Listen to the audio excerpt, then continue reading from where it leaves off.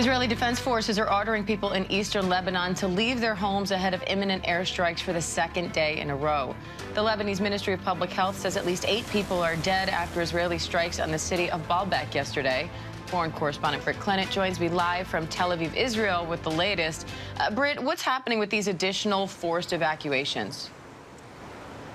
So, Diane, for a second day, residents in the historic city of Baalbek, as you mentioned, have been told to evacuate in Lebanon. Now, there is no let-up in the fighting. Meanwhile, at least 8 reported killed in another bombing there. All of this coming, Diane, as we've been talking about, reports of potential progress for a ceasefire deal between Israel and Hezbollah. President Biden's top Middle East advisor, Brett Muir, and envoy Amos Hochstein, they're here in Israel. But really, a stop in the fighting in the north is certainly not imminent. We're not getting any sense of that. We heard from the new Hezbollah leader yesterday, who really vowed to continue the work of his predecessor. He came out with this very defiant speech. So there is a sense among the Israeli military and the government here that they are on the front foot. This really comes as the UN and other NGOs repeat their calls for a ceasefire in Gaza.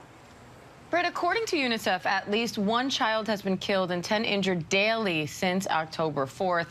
Thousands more children who survived the many months of constant bombings are now acutely distressed by the violence and chaos around them. That's a direct quote. So how is this impacting ceasefire negotiations?